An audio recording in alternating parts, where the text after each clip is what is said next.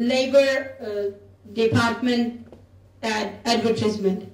Like if I know how to speak English and I don't know how to read and write. So this is just a delivery worker and I can understand everything, and you can see requirement is no schooling required, and then this is long thing in Chinese and this is duties in Chinese. So how can I apply for this job?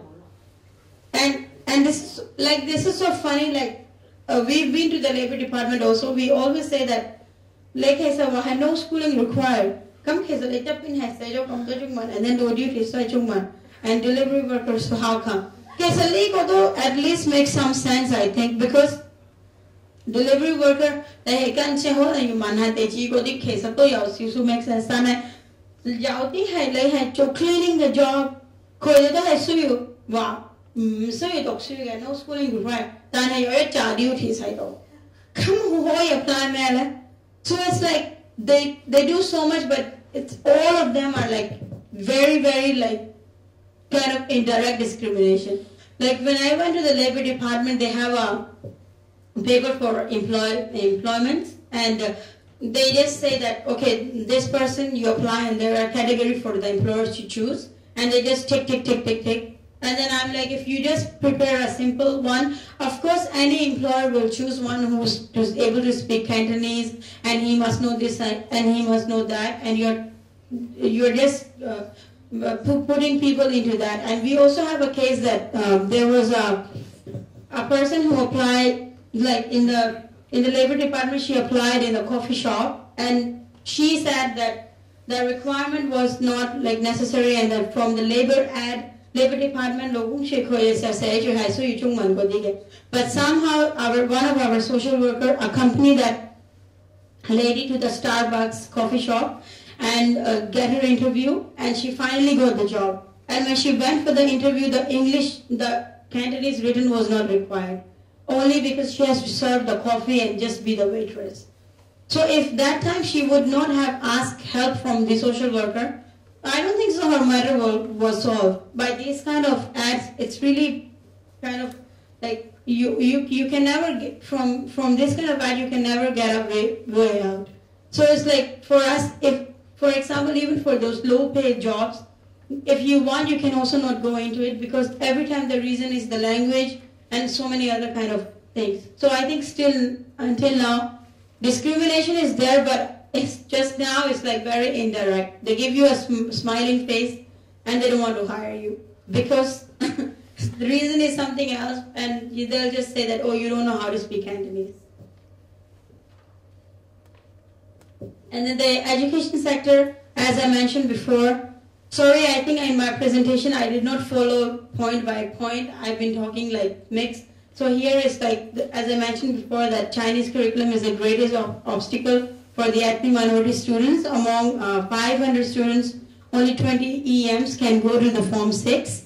And lack of Chinese as a second language syllabus, as I mentioned before, that Hong Kong, all of the NGOs and other people and ethnic minorities, they are saying that we want Chinese as a second language. But until now, nobody agrees, because people from the government sector, they say that it will cause the labeling effect.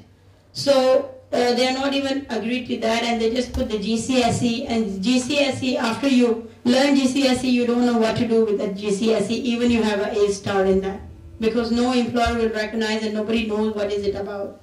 So it's like another issue. So education and employment is one of the major problems in Hong Kong actually. That's just, if you go and interview the people in the South Asian people, once I had a visit and I asked them, do you know how many universities in Hong Kong? And nobody knew that Hong Kong had actually 8 universities. They said 12, 5, 4, and they didn't know where to get the information. Because in Hong Kong, the education system, the information is not very open. If it is in open, either it's in Chinese, and if you go to the English column, it's like very much lack of information. That's why you don't know the way around, how to go. And the other essential service is always the language barrier. Like for ethnic minorities, if you go to the legal aid, social welfare, police services, etc. As I mentioned that there is already an IDB, and according to that you can use 2 languages. And now the government has the interpretation service in Hong Kong. It's got we've got 4 sectors of government departments. They provide interpreters. If you don't know, they will call on-call interpreters. But every time, if you go to the social welfare department, they don't want to call the interpreter. As soon as they go, always take like Hamasada thank the Tinwado Lady Panyao. Takala Odo Makamto Yellow. Pay the Taigo di Mankina Kamkanda and Chingo Manga Takala. Because they don't want to actually, call the interpreter. And if you Hayamo Pangawa, Homadago Pangawa, Yago Pangama, Hodila, or the Yam Sai Fan, Gumle Yam Sai, and Eking Yago find it, get service, but they don't want to use it. And for the legal aid department, some of them, they don't know what it is. So you can see that how the government is actually lacking of passing the facilities to the public. Sometimes there are no services and you don't know. But sometimes there are services but you are lack to it and you don't know how to access to those services. So every time it's like a problem.